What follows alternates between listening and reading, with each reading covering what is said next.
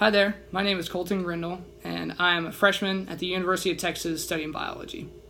I wanted to produce these videos to give a little insight and to share a little bit of my experience being a Christian scientist at the University of Texas.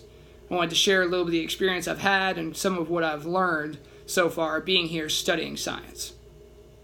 So a common thing, a common question that will first arise when people hear that I am a Christian but studying science is, well, how can you be a Christian? Doesn't science explain everything? And that is true. Many people will believe that in today's world that science has come to such a point in which that there's no more need for a God because we can explain everything. And I would say that's just not true. There are many things that are still left unexplained. And just because you explain something doesn't mean that you can make it happen or that it did happen. Because it's very one thing to say something and very, very different for it to actually happen. And so there's a big conflict between what people will say is science in the Bible, and that is usually the creation of the universe. Me being a biologist, I study mostly on life and how that originated. And so that's what I'll focus on. Science has a common theory of which you may have heard. It's called evolution. And what evolution states is that all life on Earth came from one single ancestor, and thus before that came from organic molecules that were not arranged.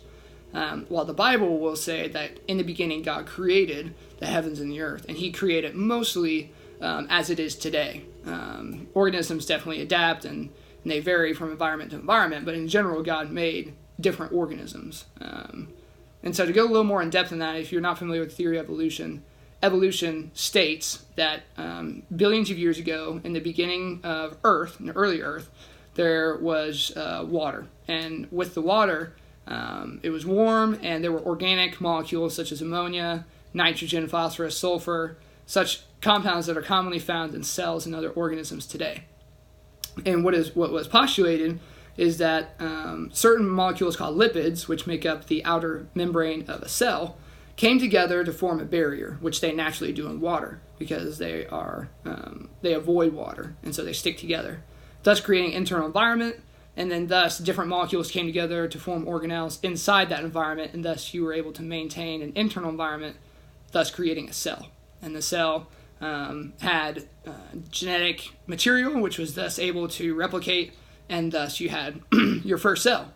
And the cell replicated and formed more of itself, and then over time, small mutations that happened during replication or other events would create differences in the genomes, and thus produced ability to stick together, forming multi-cell organisms, which led to specialization, able to form more complex parts, and thus you have plants and animals and fungi split off from that to move on to land, and thus inland even more variation was allowed to happen with different traits, and then thus you get to the organisms you have today. And so evolution has a very natural origin, and there is no outside interference from that. The Bible states that in the beginning God created as it is, mostly, that he created the light and the dark, that he created the sky and the waters, that he created the land and the ocean, and thus from that he started to create life, such as the plants, the birds, the fish in the sea, the things that scurry along the ground. And the day before he rested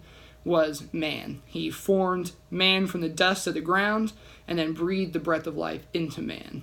Genesis 2 gives more insight on how he did that, and thus the consciousness and the intelligibility and the spirit that humans have that no other organism has, that is the breath of life that God made into us, just as he says that he made man in his own image.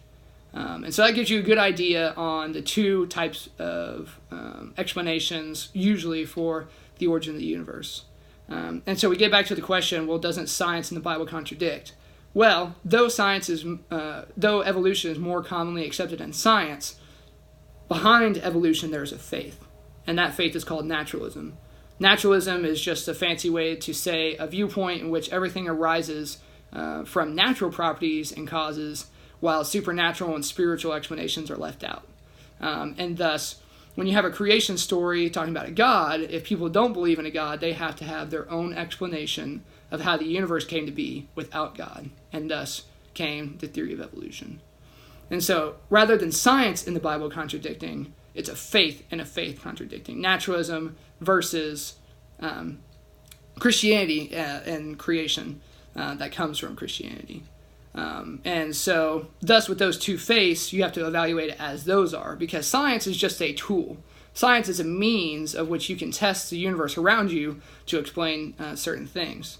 The problem when using science to explain the origin of the universe is when you're setting up experiments, how do you know concentrations to set up? How do you know what to use? How do you know the environment? How do you know what was even around? Because if evolution is true, if it was 4.6 billion years ago when the Earth came to be, nobody was there. Nobody was there to take down data. Nobody was there to get initial conditions. And so from that, you have a problem at which you have a lot of assumptions and guessing, even going into before you set up experiments to formulate your ideas.